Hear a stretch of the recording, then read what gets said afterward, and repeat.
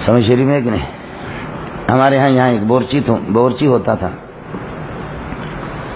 تو ابھی ہم سندھ گئے تو اس سے ملے، اسی ہفتے میں اس سے ملے. وہ میرا بڑا عاشق ہے، سمجھے بھی جان.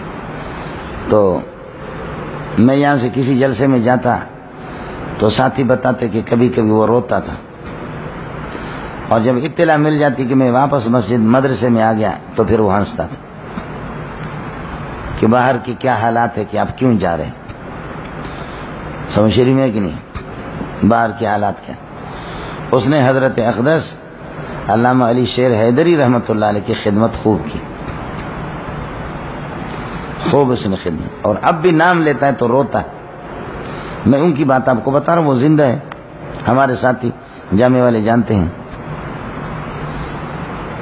تو اس نے یہ بتایا کہ حضرت اقدس کی جب ہم خدمت کر رہے تھے تو قمیص جیسے اٹھائی تو زخم ہی زخم، زخم ہی زخم، زخم ہی زخم. تو ہم نے کہا کہ حضرت یہ کیا ہے؟ قمیص مالش کرتے، تیل لگایا تو زخم ہی زخم.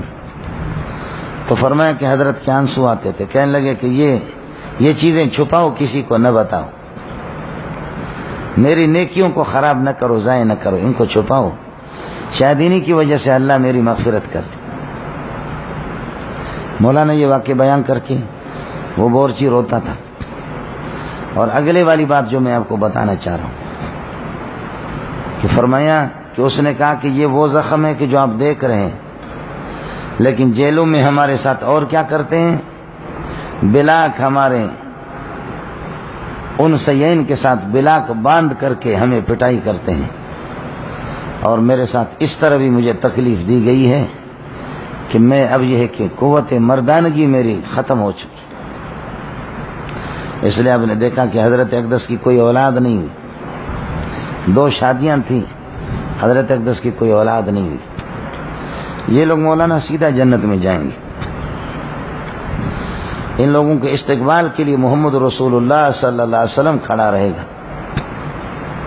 سمجھ شریف میں کہنے لگے کہ میرے یہ زخم کاش کہ تمہیں نظر نہ آتے.